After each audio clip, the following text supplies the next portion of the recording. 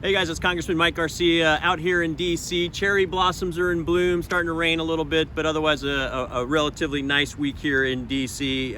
Lots going on out here. This week we are starting the budgeting process, so I spent a lot of my time meeting with 3- and 4-star generals, looking at the budgets for not only the DoD but also our intelligence communities, doing a line by line to make sure that all of the spending that we do in these areas is absolutely necessary and going to our nation's security and the warfighter. So that's going to be a 3 or 4 month process as we move forward the appropriations. Lots of talk around debt ceiling negotiations, making sure that we don't default on our debt, making sure that we preserve Social Security and Medicare, as well as our DoD budgets. That remains the focus of those discussions. So more to follow on that. I had a good hearing with General Milley, Chair of the Joint Chiefs of Staff, as well as Secretary of Defense Austin, talking about base pay for our troops. And the president is requesting a 5.2% pay raise for our troops, which a lot of folks are saying is fantastic. It's a record high increase, but when inflation is 7 to 8%, and when you're only making $22,000 a year, 5.2% looks like $80 a month, which is being swallowed by higher gas prices, energy bills across the board. Inflation's killing our troops economically right now. So we have to do better. I'm going to be leading an effort to make sure that we're getting our troops pay above that $15 per hour minimum wage poverty line, getting them off of food stamps. About a third of our troops actually qualify for food stamps, which is shameful. So more to follow on that. We also introduced a bill called the Defend the Defenders law. Or bill, excuse me. It's named after Sergeant Steve Owen, who was a deputy in the Antelope Valley who was brutally killed in the streets of Lancaster. And what this bill effectively does is it makes sure that anyone who kills a law enforcement officer is charged at a federal level and is punishable either with a life sentence in prison or a death sentence. I think that's appropriate. We've got to continue to look after our law enforcement and go after those who put the law enforcement lives at risk or take their lives in this case. I introduced this in the House, and Senator Cotton introduced it in the Senate. Defend the Defenders is that bill. I think we're going to get good traction with that.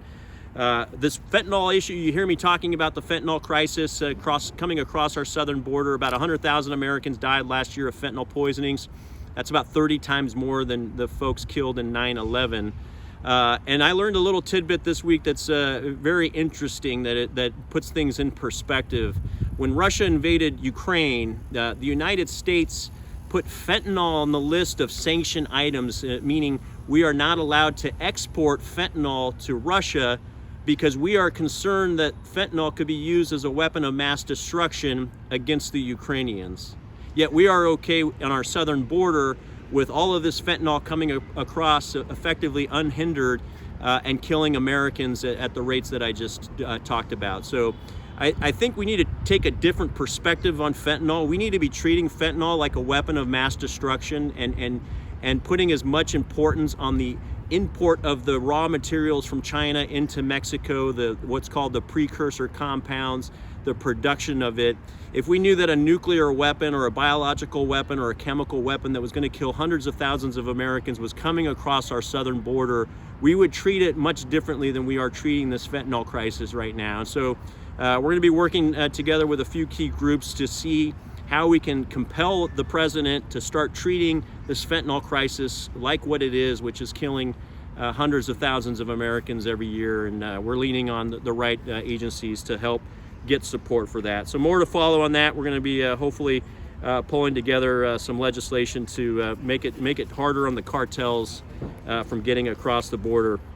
Speaking of the border, I signed co-sponsored a resolution to have Vice President Harris removed as the border czar. Let's be honest, she's not doing that job anyway.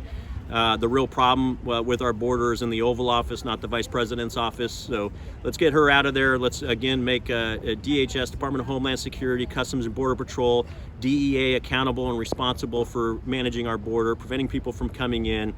And it starts with the president. Unfortunately, we need to secure the border, Mr. President. It's as simple as that. We do that, we save thousands of American lives every year.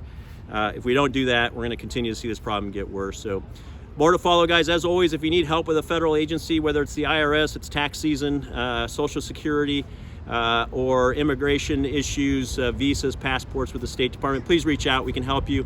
That's what we enjoy doing the most. So visit our website, sign up for the newsletter as well, and subscribe to our weekly newsletter where you can get to the details on all the bills and legislation. And I'll be here next week as well in session in DC. Take care, guys.